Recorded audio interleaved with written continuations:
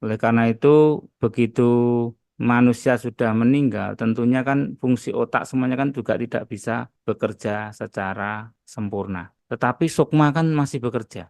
Ya, Contohlah misalkan orang, bahwasanya antara fisik kelahiran daripada seseorang yang terlahir kembali secara fisik nih Pak ya, yang langsung turun kepada anak itu pun juga akan dipengaruhi oleh beberapa pedoman ya, beberapa aturan kan gitu. Apakah itu akan nanti membawa nasib daripada anak itu bagus atau tidak? Apakah nanti ke depan akan timbul banyak masalah atau tidak? Itu kan Abimanyu itu menurut ceritanya kan dia tidak lama hidup di dunia. Meninggal ketika perang Bharatayuddha gitu loh. ya. Nah, kalau kita lihat secara runtutan loh, Dewa kok ibaratnya kok malah kalah nih di Bharatayuddha. Karena ada cerita di baliknya kan Abimanyu atau Sang Hyang Warkas ini memang secepatnya harus pulang. Secara fisik ini kan sudah tidak bisa diowahi, Pak. Kalau kita Betul, bicara reinkarnasi, karena sel apapun yang kita turunkan ya itulah sel kita kan gitu loh. Cuma betul. sebagai kita pemilik sel utama yang nantinya kita turunkan pun kita bisa meminta siapa yang akan masuk secara badan halus ke dalam sel tubuh kita yang untuk menuntun mengalami kehidupan yang lebih bagus. Segala sesuatu yang disampaikan dalam video ini berdasarkan sudut pandang Nomohayu, ajaran dari leluhur Nusantara. Konten ini tidak ada hubungannya dengan keyakinan suatu ajaran agama, melainkan didasari oleh ajaran kepercayaan leluhur Nusantara. Perlu diingat, setiap suku atau daerah memiliki sudut pandang dan tata cara yang berbeda, sesuai dengan pepatah kami, Desa Mawacara, Negara Mawatata. Terima kasih kepada yang telah bersedia subscribe Nomo Hayu Channel. Jangan lupa untuk like dan bagikan video ini sebagai upaya menyebarkan dharma kebaikan dan melestarikan ajaran-ajaran leluhur Nusantara. Sudut pandang Rahayu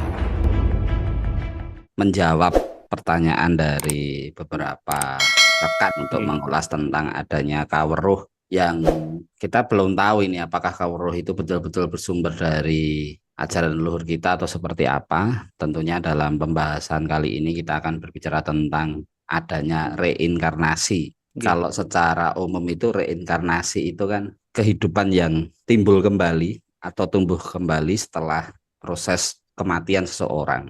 Walaupun di dalam pemahaman kita, di dalam ilmu penghayat kepercayaan itu memang ada sih beberapa hal yang menggambarkan itu seperti reinkarnasi. Tapi apakah betul nanti reinkarnasi itu sebagai bentuk ajaran dari leluhur kita, dari beberapa mungkin kisah yang nantinya bisa diceritakan sama Pak Cahyo Haji sebagai kawruh untuk merumuskan apakah reinkarnasi itu betul-betul ada. Jadi Pak Cahyaji, saya minta untuk Pak Cahyaji untuk menjelaskan tentang gambaran besar reinkarnasi itu seperti apa dulu.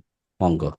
Nggih, terima kasih Raden Kusuma. Jadi kalau bahas mengenai reinkarnasi, ya orang Jawa khususnya ya, leluhur Nusantara juga ini sudah mengenal. Hmm. Jadi itu sudah merupakan suatu kepercayaan bagi masyarakat yang mempelajari ilmu kawruh, terutama kawruh Jawa atau kawruh Nusantara, Hmm. karena itu menjadi suatu pedoman dalam menjalankan kehidupan juga. Setelah kita menjalani kehidupan sebagai manusia, tentunya kehidupan ini akan berputar terus. Ada siklus cokro manggilingan. Ya. Ya, ada lahir, kemudian tumbuh, kemudian akhirnya nanti juga akan mati, kemudian akan hidup kembali. Nah, di sini kalau kita bahas dari sel ya, selnya kan seperti sel manusia saja. Kalau kita lihat secara nyata, misalkan manusia lahir kemudian dewasa melakukan perkawinan. Nah, dari perkawinan tersebut menghasilkan individu lagi yaitu anak dan anaknya akan tumbuh cucu nanti. Itu semuanya kan juga sebenarnya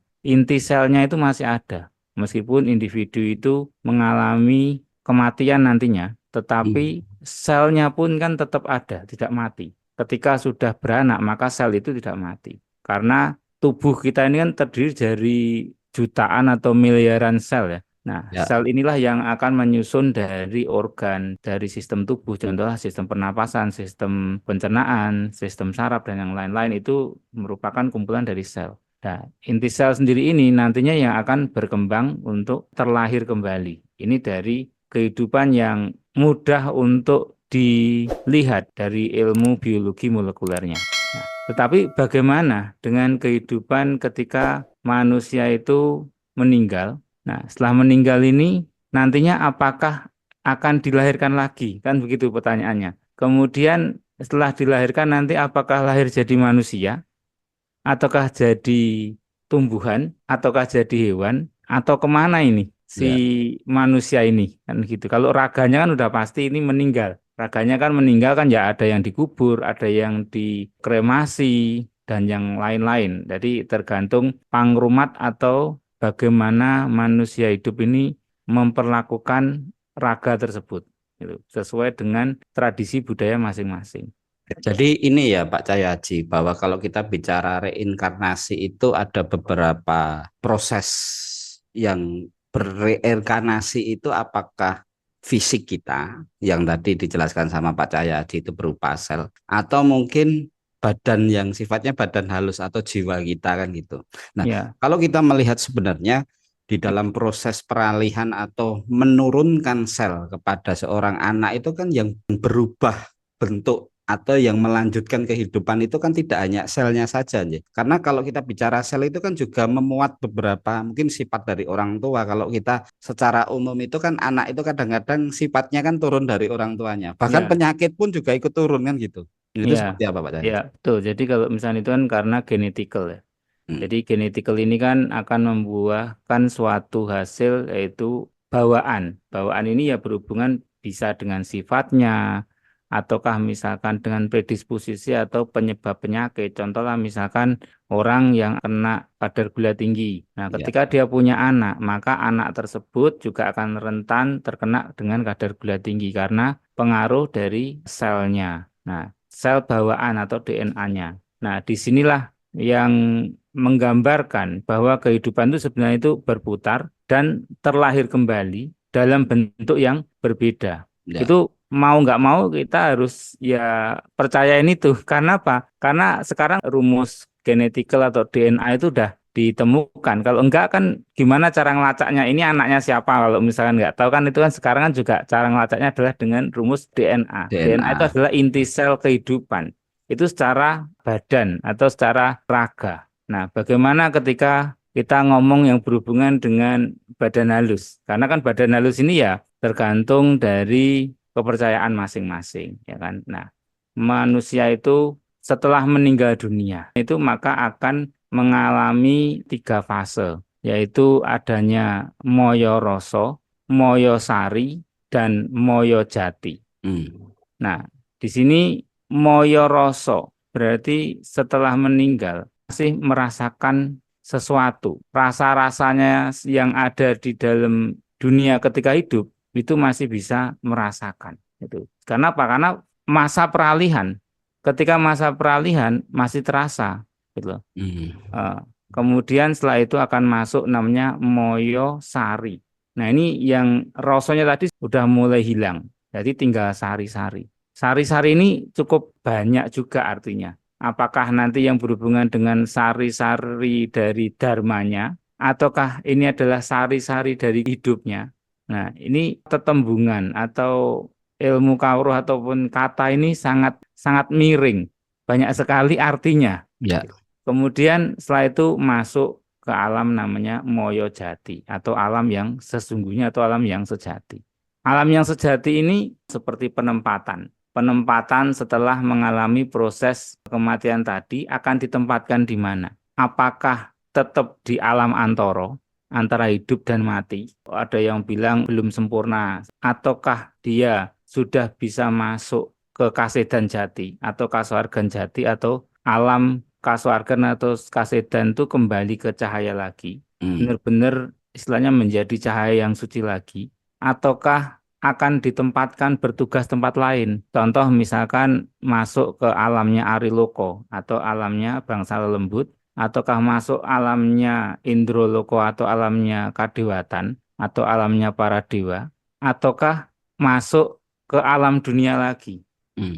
melakukan cerita. Nah, cerita ini kan juga sangat bervariasi tergantung dari dharmanya tadi. Ya. Apakah kembali menjadi manusia untuk menjalankan ceritanya, ataukah menerima hukuman, misalkan menjadi titah ya hewan ataupun tumbuhan, ataukah menjadi manusia yang bertugas untuk melakukan cerita yang istimewa untuk dunia ini. Contoh Hmm. misalkan jadi pejabat pemerintah, misalkan jadi presiden ataupun menteri ataupun apapun itu yang sangat berguna atau sangat mempengaruhi cerita-cerita yang ada di dunia ini. Ya. Nah, Jadi kalau dari pemahaman yang selama ini saya dapatkan ya, di dalam ajaran leluhur kita itu ada istilahnya adalah bahwa kehidupan kita ini adalah hasil dari kehidupan kita yang masa lalu kan gitu. Maka ada istilah yang namanya metok untuk mencari sejatinya kita tuh dulu siapa kan itu. Ini ada ajaran yang mengarah ke proses itu. Cuma yang perlu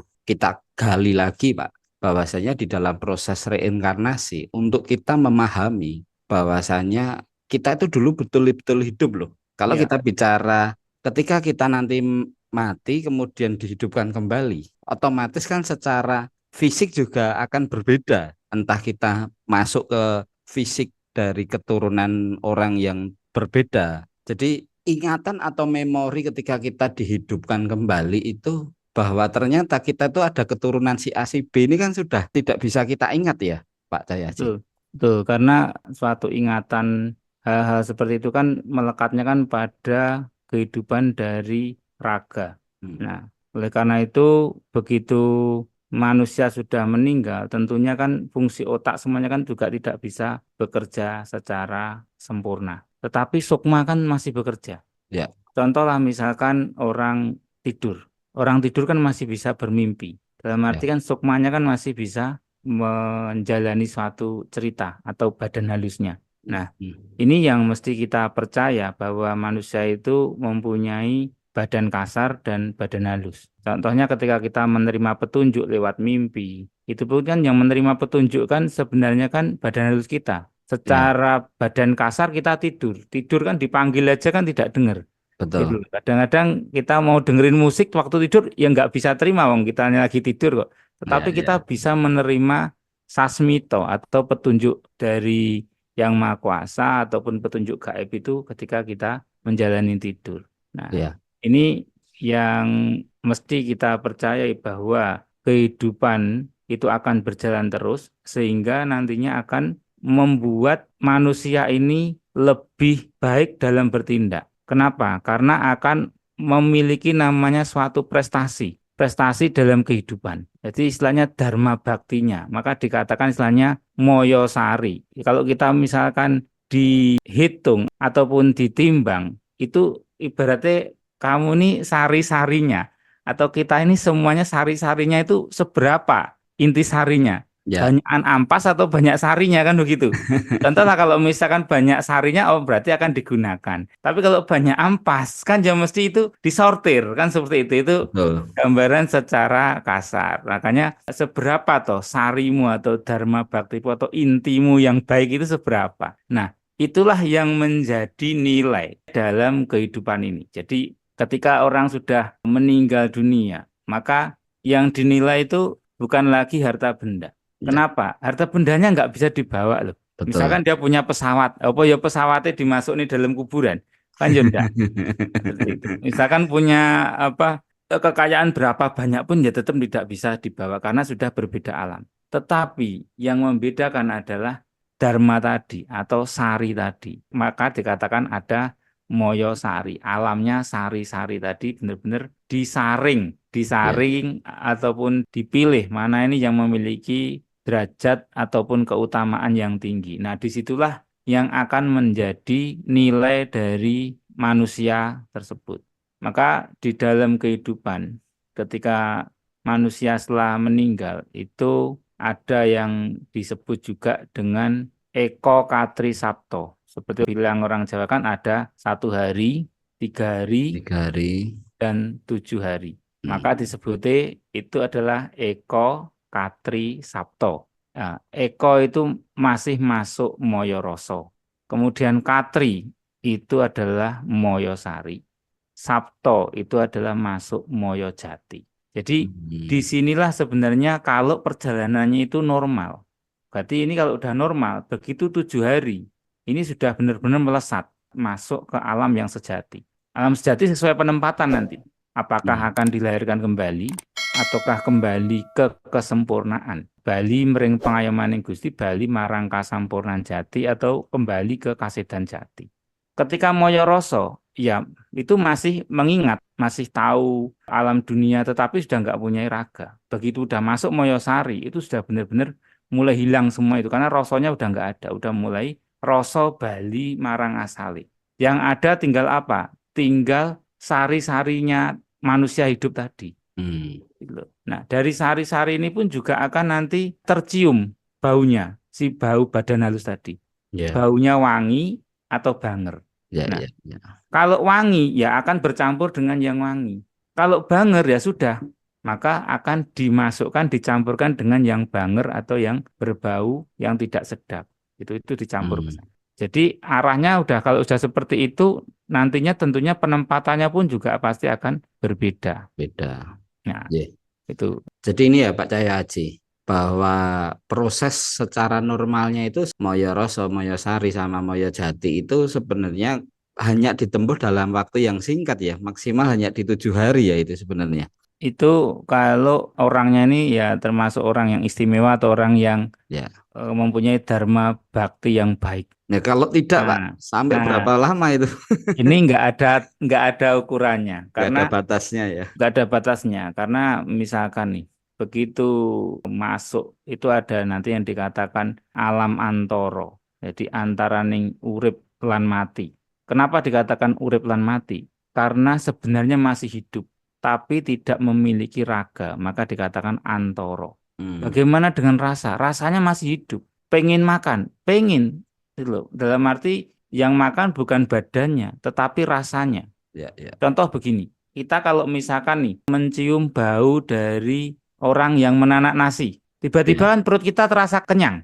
ya betul. Padahal kita belum itu loh, belum makan loh. Tapi itu membuat kayaknya jadi enak ya, jadi apa Ya. kenyang ya. Nah itu siapa? Itu adalah ya si rasa ataupun yang halus, yang merasakan. Hmm. Disinilah yang akan terjadi pergolakan yang sangat luar biasa karena dia masih bisa merasakan rasa, tetapi tidak bisa menggunakan raganya lagi. Nah, Ya. maka dikatakan antoro itu istilahnya di tengah-tengah antara kehidupan dan kematian. Gitu loh. Mati tidak mati, hidup juga tidak hidup. Ini kelebunya adalah masuk moyo roso. Jadi hidup alam tetapi dia masih banyak mengandalkan roso nih. Rasanya itu ya. Nah, kemudian setelah itu nanti akan masuk namanya alam palerepan. Palerepan itu lerep atau mengendap. Mengendap ini sesuai dengan istilahnya kalau kita naik pesawat itu ada namanya transit. Hmm. Transit ini di mana transitnya nanti sesuai dengan petugasnya yang ngatur. Ada transitnya. Ya, ya. Nah, setelah transit di situ, itu palerepan. Nah, nanti masuk ke alami palereman. Palereman itu berarti ya sudah sesuai dengan tujuannya dikirimnya tadi mau kemana. Kemana? Tujuan akhir Dileremake ya itu ya. atau sesuai dengan tujuannya tadi. Ya. Maka ada palerepan dan palereman. Itu. Ya, Jadi berarti tujuannya di Palereman itu yang terakhir, Pak. iya Alam yang seperti terakhir ya. masuk ke Moyojati tadi.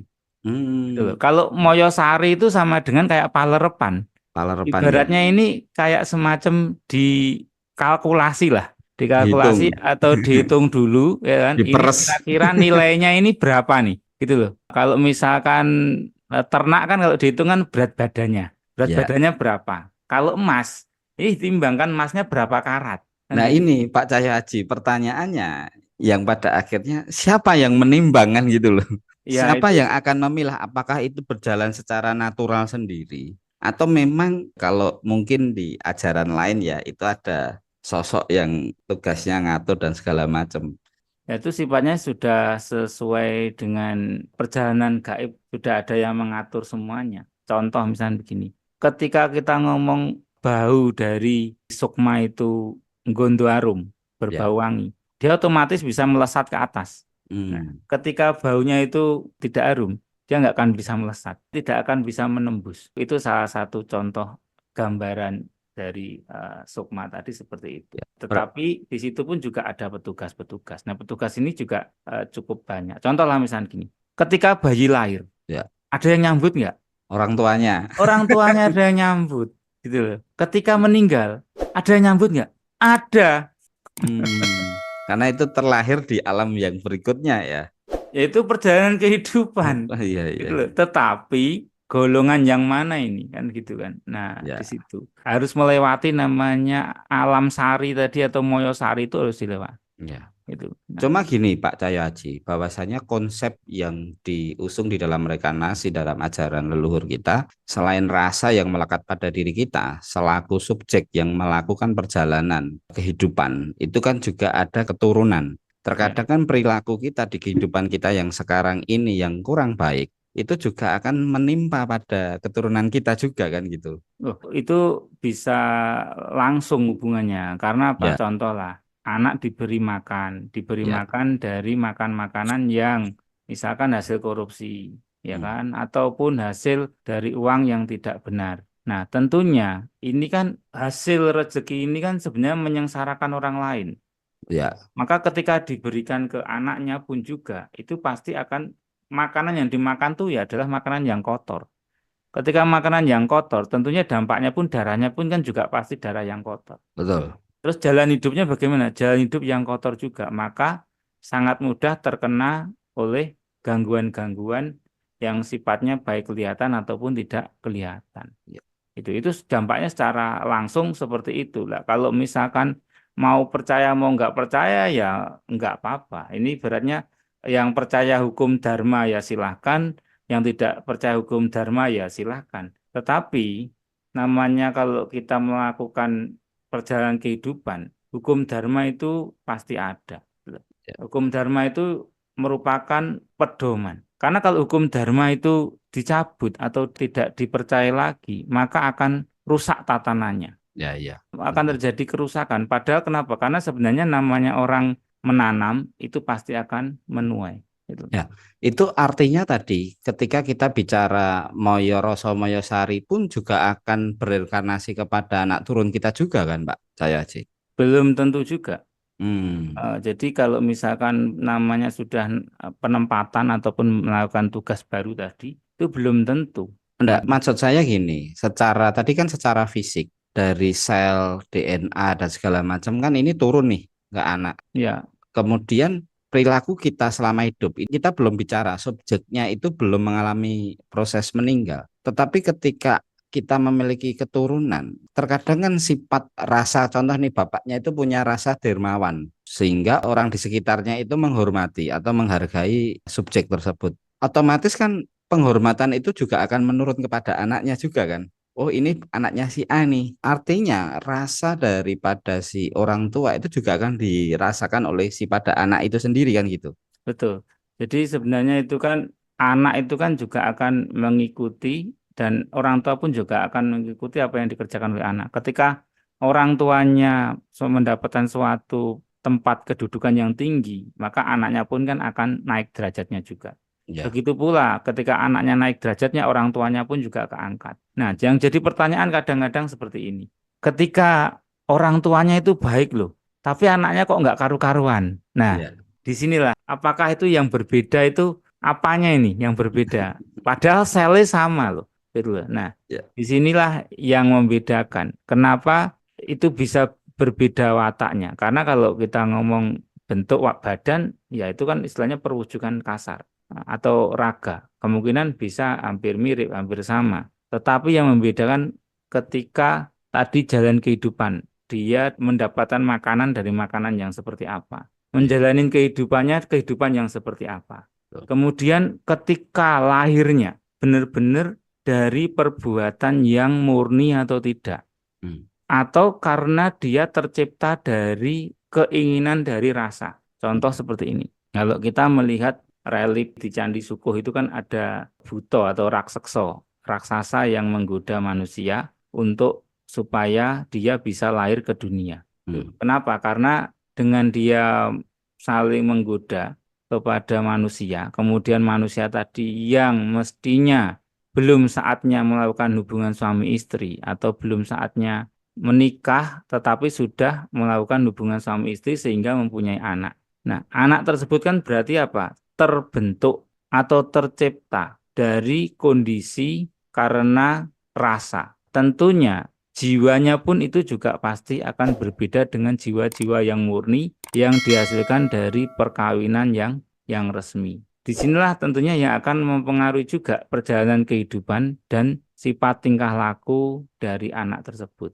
Tanpa ada pembimbing yang baik, tanpa ada penguatan yang kuat untuk meruat si jabang bayi atau anak tadi, maka banyak akan mengalami rintangan-rintangan ataupun banyak tindakan-tindakannya yang akan mengikuti hawa nafsunya. Iya. Jadi akan mempersulit dalam perjalanan kesempurnaan kehidupannya.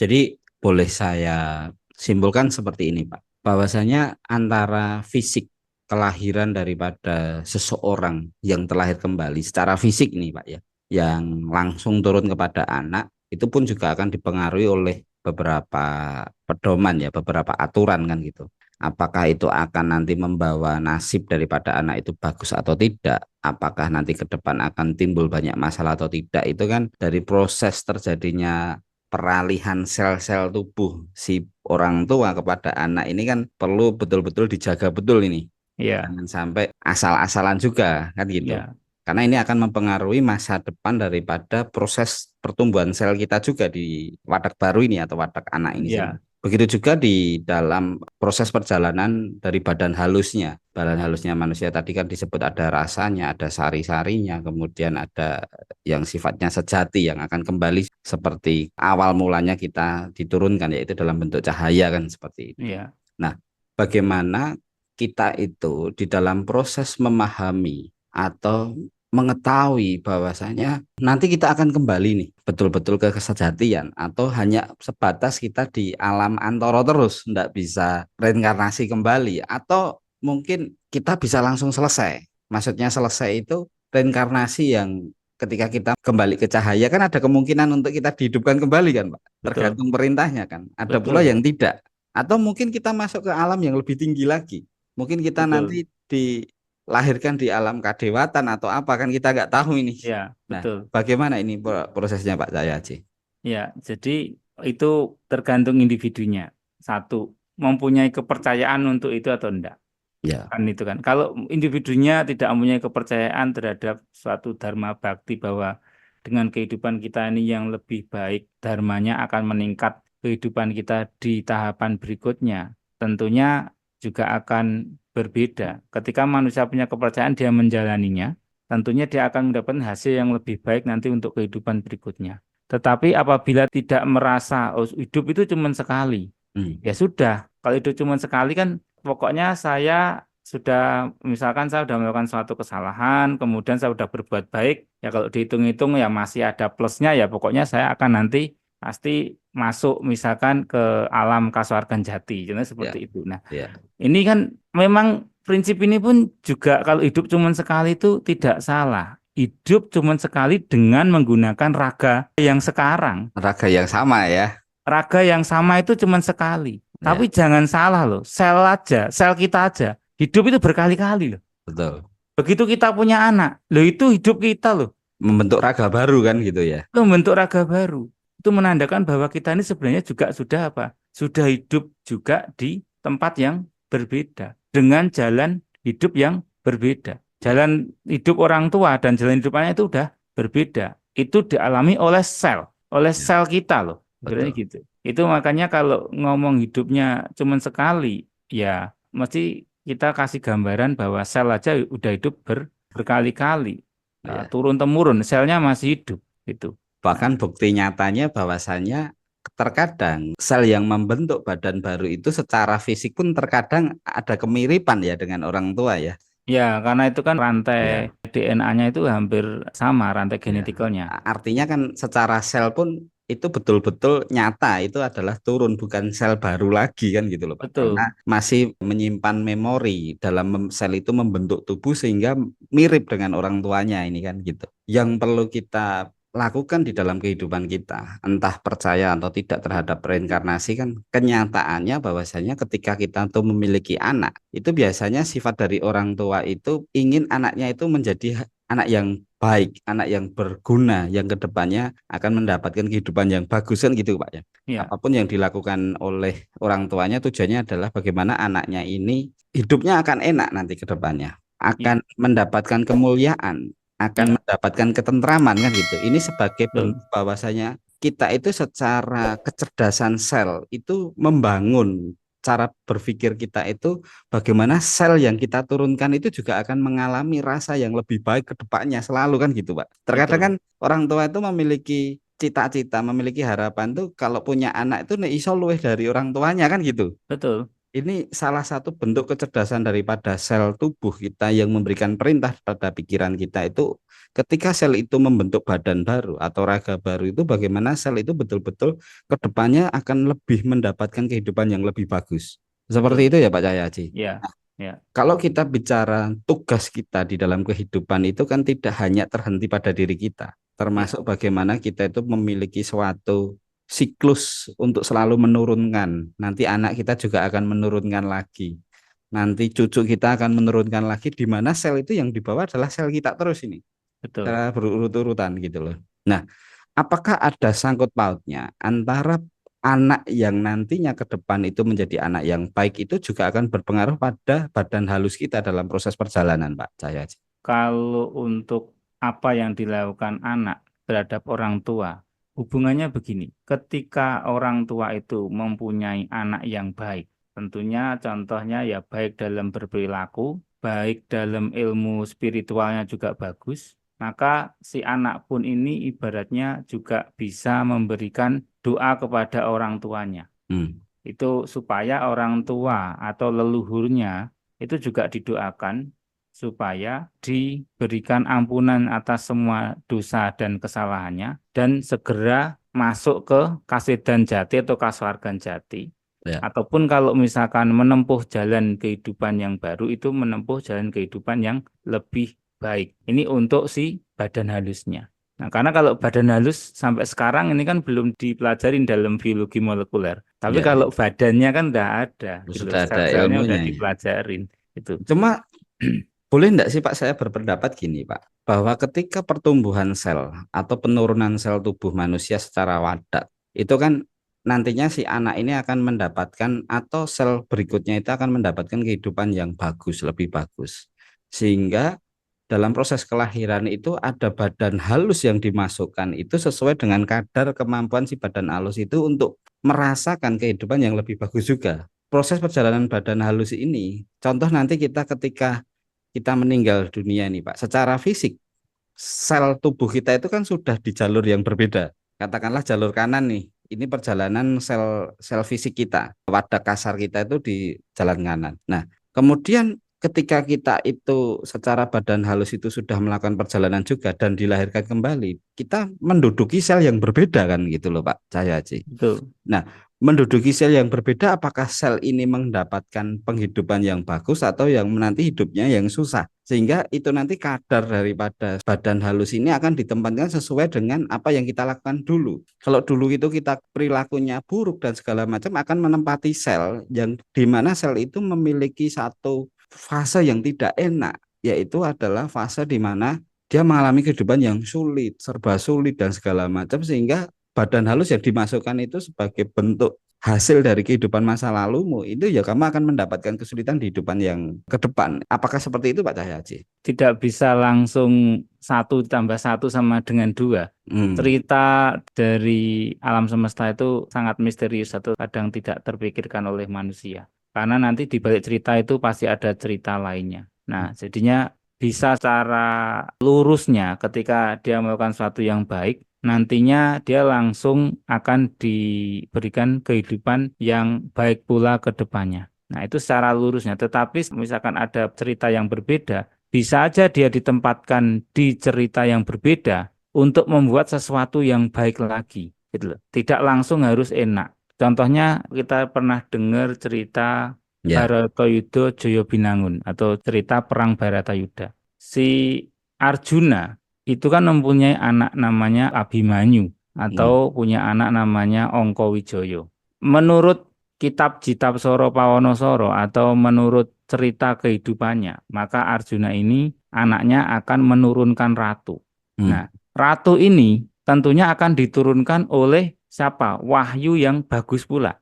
Ya. Nah, wahyu yang bagus pula ini maka badan halusnya juga bagus. Kalau badan kasarnya keturunan Arjuna kan pasti ganteng, tampan. Ya, betul. Tetapi keturunan badan halusnya ini isinya siapa nih? Kan begitu. Ya.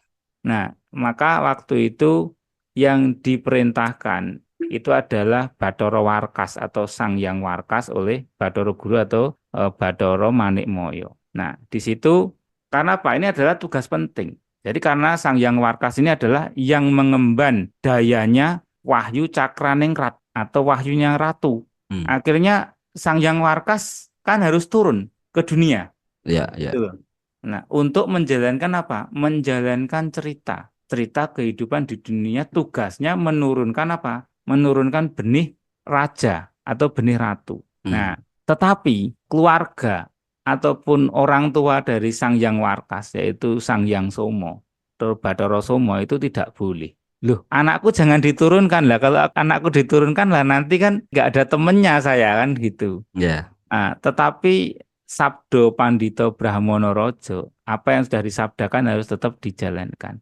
Sang Hyang Warkas tetap turun, tapi Bathara Somo itu minta, ya sudah kalau begitu turun ya turun, tapi jangan lama-lama.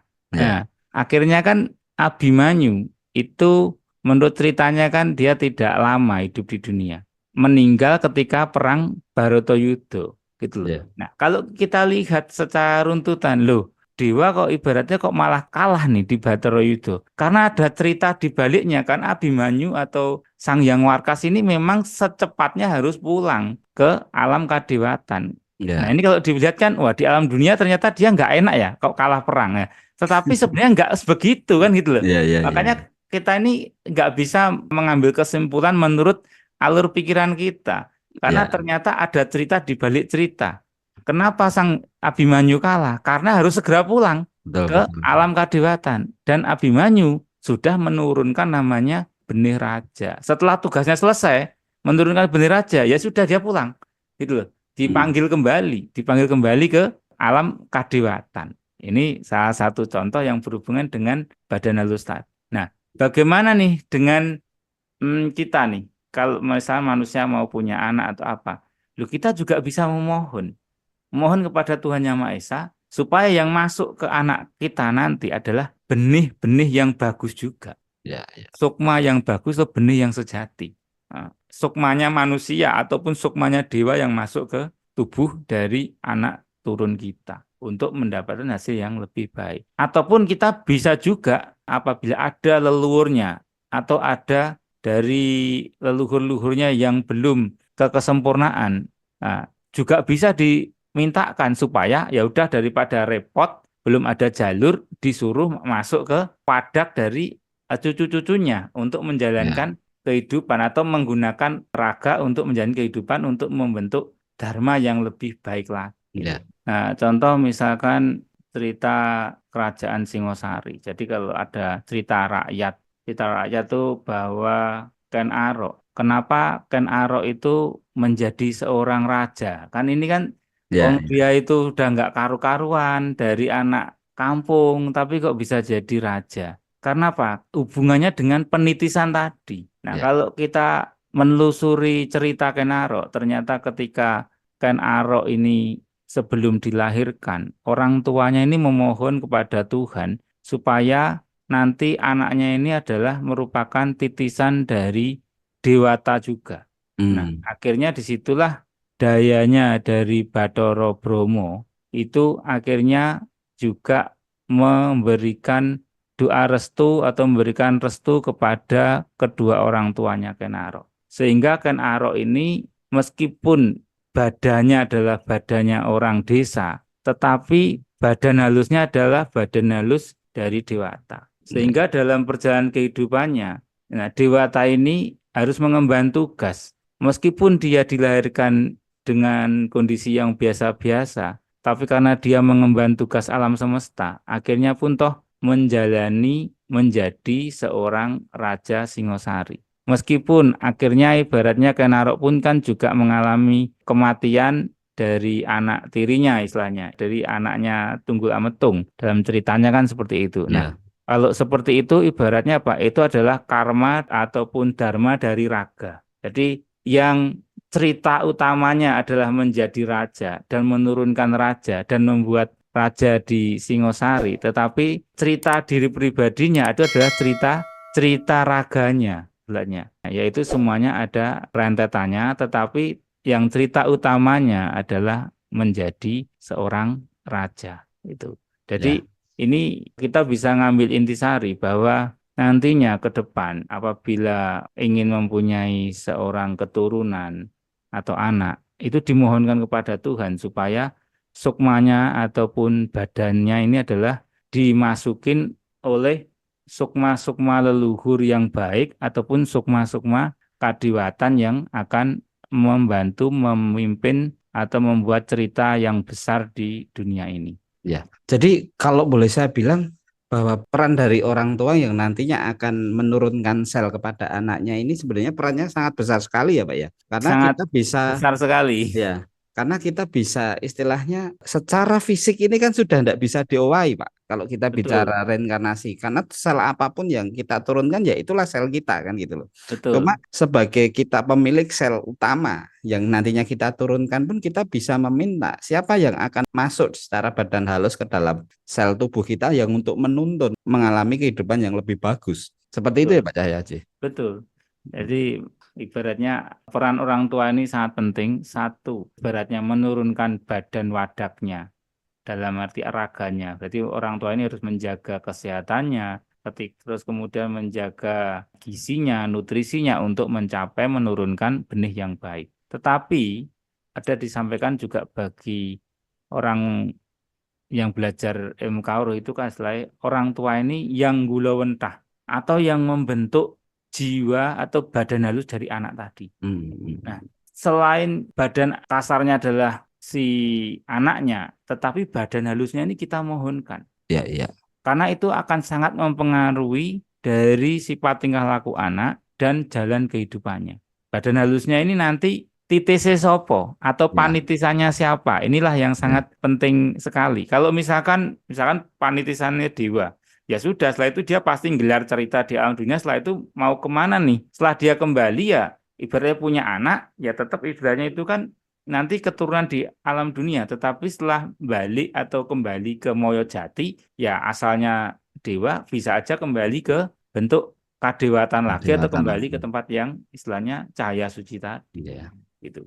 Jadi gini Pak Cahayaji, kalau melihat dari proses tadi ya antara sel sebagai wadah kasar kita, kemudian ada badan halus yang akhirnya ini akan memberikan semacam garis kehidupan, garis Ya, kehidupan. Artinya yang berpengaruh besar terhadap kehidupan kita adalah badan halus kita itu apa yang ada di dalam diri kita kan gitu. Yang kemudian dari kepercayaan itu sendiri, kita kan diajarkan tentang mengolah sebenarnya sejatinya yang ada pada diri kita itu siapa, agar kita mendapatkan petunjuk sesuai dengan garis kehidupan kita yang harusnya yang akan kita lakukan seperti apa atau seperti apa Pak Cahya. ya intinya kalau kita sudah mengetahui ilmu seperti ini, Hmm. apapun bentuk kita harus mulai menciptakan, membuat diri kita ini jauh lebih baik. Gitu lah. Kalau misalkan kita manusia, ya lumakuwa kaya dene manungso. Ya maka hiduplah dengan tata cara manusia. Nah, Ya, istilahnya kan ada badan manusia tapi hidupnya tata cara hewan. ya, Badan manusia tapi hidupnya tata cara Budi Serani. Budi Serani itu adalah orang yang tidak memiliki budi pekerti ataupun yang istilahnya sifatnya tidak karu-karuan. hmm. Maka ya sudah nggak apa-apa kamu lakukan seperti itu, tapi jangan salah. Setelah nanti di kehidupan berikutnya, maka kehidupanmu ini adalah yang menjadi rapotmu. Ya, Moyo sarimu itu ya kayak begitu. Maka jangan harap kamu untuk mencapai istilahnya hal yang lebih baik lagi. Wong ya, nilaimu berarti kalau emas karat lo mung limang ya, karat. Regone lo betul, yo murah, paribasane gitu loh. Apa betul, meneh nak misalnya orang mung 5 karat, mung sak karat. Nah, itu kan ya, sarine mung sak karat. Itu ya, ya, apa ibaratnya murah banget. Lah kalau murah banget jadi mau jadi apa? Ya ya sudah gitu loh. ya. berarti ya siap-siap. Siap-siap apakah masuk di Antoro atau masuk di Ariloko. Ariloko itu jagatnya lembut gitu loh. Iya, Jadi ya dia sukma tetapi tidak hidup di alamnya manusia tetapi masuk di alamnya lembut. Contoh lah misalkan orang yang mencari pesugihan. Ya, dia memang kaya raya di alam dunia. Nah, cari sugihan karena dibantu oleh daya gaib yang membantu. Tetapi dia masih punya hutang di situ. Nah, iya. ketika dia punya hutang di situ, tentunya apa? Dia moyo jatinya, ya berarti dia harus menyelesaikan hutang piutangnya Utang. tadi sampai beres. Hmm. Setelah itu baru dia akan bisa melakukan reinkarnasi berikutnya menuju kemana ini? Iya, Sesuai dengan kadar karatnya tadi. iya. Kalau misalkan nih, ngomongannya gampangnya kalau misalkan mau jadi tumbuhan nih, karatnya misalkan 10 ya kan. Kalau mau jadi hewan karatnya misalkan 20, kalau jadi manusia karatnya 90. Ya kan ini beda-beda nilainya kan gitu. Nah, itu Iya, ada iya. sudah ada nilai dan di sana tidak ada istilahnya suap menyuap nggak ada. Tidak bisa diakal-akalin nggak bisa. Ya idah itu ibaratnya nilaimu yaitu yang akan menjadi nanti garis kehidupan berikutnya. Iya. Tapi gini ya Pak Cahyaji, artinya ketika kita itu memiliki satu eh, perbuatan yang baik, sifat yang baik sehingga orang itu mengenang kebaikan kita. Itu juga di dalam proses reinkarnasi itu akan lebih mudah mempercepat atau mungkin kita akan terlahir kembali karena diminta oleh keturunan kita. Terkadang kan gini, Pak. Kita punya leluhur yang luar biasa sukses nih, memimpin kerajaan, disukai sama rakyat daerah itu. Kadang-kadang kita sebagai keturunannya ingin anak kita itu memiliki sifatan, memiliki jalan kehidupan itu seperti leluhur kita yang dulu. Itu disuwun di dalam kita proses sebelum memiliki anak itu kita minta agar nanti anak kita itu seperti leluhur kita yang dulu itu bisa terjadi. Artinya kalau bisa terjadi itu akan juga mempercepat proses reinkarnasi daripada si badan halus itu juga. Apakah juga seperti itu Pak Cahyaji? Badan halusnya tadi tergantung dia udah terima tugas atau belum kan Oh, gitu. ya. Kalau Kalau misalnya belum terima tugas ya mungkin bisa kan gitu. Kalau misalnya lagi menerima tugas atau menjalankan tugas lain ya nggak bisa. Iya, Gitu. karena Karena kan kan kita kan mengenal ada satu ajaran di dalam kepercayaan kita bahwasanya leluhur kita yang sudah meninggal itu kan bisa kita percepat prosesnya. Kita mintakan istilahnya disampurnake lah ya sama si yang masih hidup kan gitu kan. ya Nah, ya yang tadi dijelaskan sama Pak Cahyaji, sing di alam antara jek bingung dalane disuwun meneh untuk bisa masuk lagi kan gitu loh. Untuk ya nanti mengulang kehidupan. Nah, itu kan artinya kan kita yang hidup ini juga bisa membantu proses reinkarnasi daripada leluhur kita. Apakah konsepnya juga seperti itu Pak bisa Cahyaji? bisa juga. Ya Hmm. pertanyaannya adalah yang memohonkan itu kadarnya juga berapa juga. Oh iya. Nah, ibaratnya nih, dia memohonkan, ya kan, tetapi kadarnya dharmanya aja nggak cukup, ya. Ibaratnya ya tangeh lamun atau kesulitan, Iya. gitu loh. Jadi kalau memohonkan itu berarti yang memohonkan tadi dharmanya juga harus termasuk dharma manusia yang luhur. Baru ibaratnya kalau memohonkan itu, ibaratnya alam semesta ini juga akan lebih untuk memberikan jalan seperti Ya. itu karena udah pasti prioritas gitu loh. Jadi orang yang punyai dharma yang tinggi itu mempunyai prioritas lebih terhadap alam Ya. semesta. Betul. Gitu. Jadi dari obrolan kita kali ini, Pak, terkait reinkarnasi jelas sudah bahwasannya reinkarnasi itu ada dua hal yang diturunkan atau yang mengalami kehidupan berkelanjutan yaitu secara fisik kita itu mengalami kehidupan kelanjutan dan itu tidak bisa dibantah lagi kan gitu, tidak bisa Ya, dibantah lagi. Kemudian badan halus kita, apakah badan halus kita itu akan kembali lagi ke dunia? Tentunya tadi kan ada beberapa contoh yang sudah diutarakan oleh Pak Cahyo Aji bahwasanya bisa loh kita meminta dari kadewatan pun untuk hadir masuk sebagai badan halus di keturunan kita. Artinya ini adalah bentuk bahwa kehidupan yang memang tidak terlihat oleh kasat mata kita itu juga bisa menurun kepada keturunan kita. Ini bentuk daripada reinkarnasi yang diajarkan oleh leluhur kita. Mungkin Pak Cahyaji akan menambahkan sebagai penutup di podcast kita. ya di reinkarnasi ini sangat penting sekali karena akan mempengaruhi kehidupan kita yang selanjutnya. Apakah kita akan masuk ke alam kasih dan jati ataukah kita masih ditugaskan kembali. Ya, Nah, sama seperti kita bekerja di suatu perusahaan ataupun kita mempunyai usaha sendiri, itu semuanya tergantung dari prestasi kita di alam dunia ini.